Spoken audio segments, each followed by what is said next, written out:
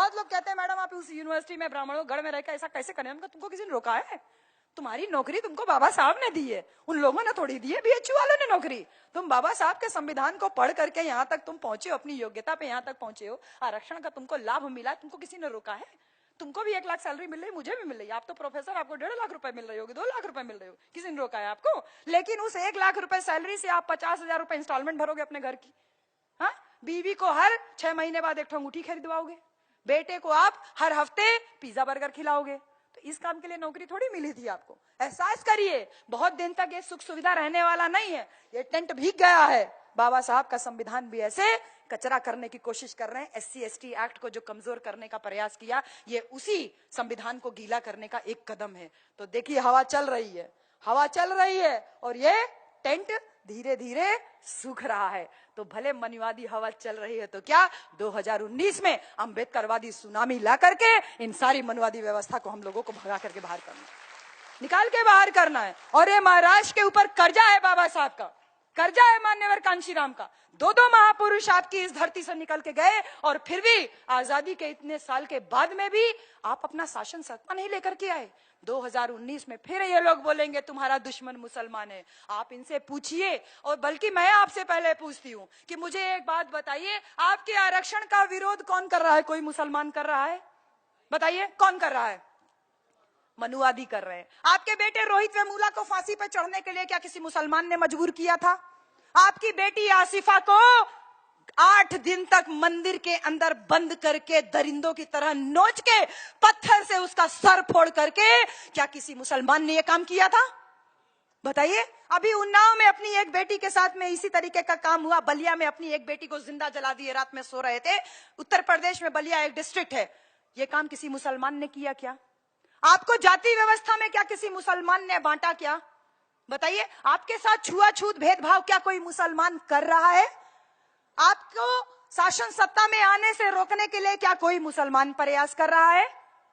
नहीं। तो फिर आपका दुश्मन मुसलमान कैसे हुआ? कैसे हुआ?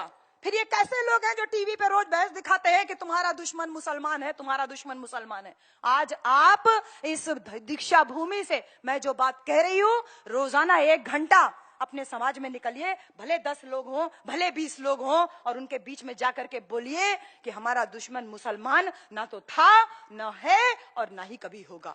और इसका प्रमाण भी मैं आपको दे रही हूं, इसका प्रमाण भी मैं आपको दे रही हूं कि जब हमारे बाबा साहेब लंदन में गोलमेज सम्मेलन में हमारे लिए 2 वोट के अधिकार की लड़ाई लड़ रहे थे, उस समय भी मोहम्मद अली जिन्ना और सर आगा खान नाम के 2 मुसलमानों ने बाबा साहब का सहयोग किया था, किसी मनुवादी ने नहीं सहयोग किया।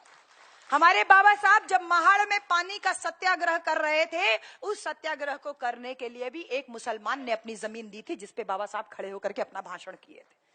हमारे ज्योतिबा राव फूले जो औरत की शिक्षा के लिए पहला स्कूल खोले, उस स्कूल को खोलने के लिए भी उस्मान शेख नाम के एक मुसलमान ने अपनी जमीन दी थी। उस्मान शेख की पत्नी हमारी अजीज, हमारी अम्मी फातिमा शेख, वो दूसरी मुस्लिम महिला थी जिसने औरतों की शिक्षा के लिए माता सावित्रीबाई फूले के साथ में रोज कीचड़ और गोबर सहती थी। हमारे बाबा साहेब जब संविधान सभा में नहीं जाने दिया, इन लोगों ने तो ये बोला था कि ये तेली तमोली कुनबी कुनभटों को क्या संसद में जाकर के हल चलाना है? इन्हीं लोगों ने बोला था, बाबा साहेब तुम्हारे संविधान सभा की खिड़की दरवाजे तो क्या रोशनदान तक बंद हैं। और तब ऐसे हालात में मैंने अभी आपको बोला था ना कि बंगाल के 48% मुसलमानों ने बाबा साहब को चुन करके संविधान सभा में भेजा, जो बाबा साहब भारत का संविधान लिख पाए। तो कैसे दुश्मन हुआ आपका? आप मुझे ये बताइए कि हमारे बाबा साहेब जब मालवीय जी, जिनके इंस्टीट्यूट में मैं पढ़ाती हूँ, मदन मोहन मालवीय बाबा साहब के हाथों का पानी पीने के लिए तैयार नहीं थे, उस समय मौलाना हजरत मोहानी ने अपने घर में रोजा इफ्तार की दावत दिया और अपनी प्लेट में बाबा साहब को बैठा करके खाना खिलाया। तो मुसलमान ने तो आपके साथ छुआछूत भी नहीं किया। और सबसे बड़ी बात है, मैं धन्यवाद करती हूँ मैडम आपका, बेनजीर मैडम, मैं आपका दिल से शुक्रिया अदा करती हूँ कि जब भारत और पाकिस्तान का विभाजन हुआ तो हमारी बेनजीर मैडम के पास अवसर था पाकिस्तान जाने का, लेकिन मैं हाथ जोड़ करके आपको शुक्रिया अदा करती हूँ कि आप लोगों ने कहा कि नहीं, ये भारत देश हमारी जन्मभूमि है, ये भारत देश हमारी कर्म भूमि है, अपने देश को छोड़ करके हम कहीं नहीं जाएंगे। तो जब ऐसा हमारे मुसलमान भाइयों ने हमारे साथ में किया, तो आपका दुश्मन मुसलमान कैसे हुआ? तो आपका दुश्मन है कौन? सबसे बड़ी बात है, दुश्मन कौन है आपका ये जानिए। आपका दुश्मन वो है जिसने आपको जाति व्यवस्था में बांटा। आपका दुश्मन वो है जो आपके बाबा साहब के संविधान को खत्म करने के प्रयास कर रहा है। आपका दुश्मन वो है जिसने आपके बेटे रोहित वेमुला को फांसी पे चढ़ने के लिए मजबूर किया। आपका दुश्मन वो है जो आपके आरक्षण का विरोध करता है, जो बाबा साहब की उंगली तोड़ता है, चश्मा तोड़ता है, हाथ तोड़ता है, और ये काम मुसलमान कभी नहीं करता। इसलिए 2019 में ध्यान रखिएगा कि आपको ये काम आज से शुरू करना है। अभी 7-8 महीना इलेक्शन के लिए है, ये काम आज से शुरू करना है। फिर से बोलेंगे ये सारे हिंदू एक हो जाओ, तुम्हारा दुश्मन मुसलमान है, कहते हैं मुसलमान गद्दार है। अरे अगर मुसलमान गद्दार है तो इन गद्दारों को दामाद किसने बना के रखा है? हमने बनाया? हमने बनाया? तुम दामाद भी बना लो तो कोई बात नहीं, और हम एक साथ अमन चैन से रहने देंगे, रहने की कोशिश करेंगे, तो तुम हमको मारोगे? तुम हमको कभी इखलाक के नाम पे, कभी किसी के नाम पे तुम हमको मारोगे, पीटोगे? ये सब काम हमारे लिए करोगे? तो इस बात को ध्यान रखिएगा। 2017 में उत्तर प्रदेश में इलेक्शन हुआ, इन लोगों ने यही नारा दिया, सारे हिंदू एक हो जाओ, तुम्हारा दुश्मन मुसलमान है। और सभी लोगों को लगा कि सच में वो हिंदू हैं, और ये कहा कि चमारों को छोड़ो, ये हाथी वाले हैं, अहिरों को छोड़ो, ये तो साइकिल वाले हैं, और बाकी सबको कहा कि सारे हिंदू एक हो जाओ। सारे लोगों को गलतफहमी हुई कि सच में हिंदू है, इसीलिए फोटो दिखाए शाहरुख खान का, ब्याह करा दिए अमरीश पुरी से।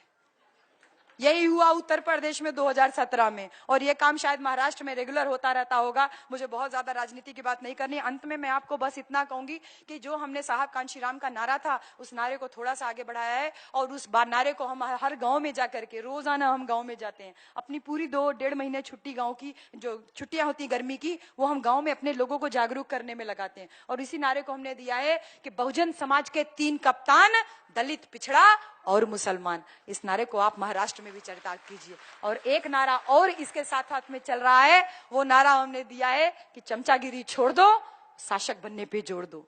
चमचा बन के रहोगे तो थोड़े समय का फायदा होगा, राजा बन के रहोगे तो तुम्हारी अगली पीढ़ी भी राजा बनने के लिए ही हमेशा ख्वाब देखेगी, सपना देखेगी। तो इन्हीं सारी बातों के साथ में मैं मैंने फेसबुक पे ये पोएम पढ़ी थी, और इसी वजह से ये आवाज केवल मेरी नहीं है, ये आवाज आप सब लोगों की है, ये आवाज उस आसिफा बेटी की है, ये आवाज रोहित वेमुला की है, ये आवाज हमारे सारे बहुजन समाज की है।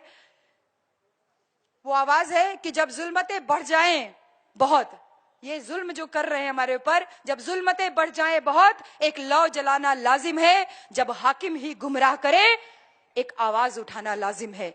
जब कातिल संग हाकिम हो, हर लब पर एक पहरा हो, जब सहमी सहमी गलियां हो, जब खौफ का आलम गहरा हो, आवाम जगाना लाजिम है, आवाज उठाना लाजिम है। आवाज उठाने के लिए तैयार हो जाइए।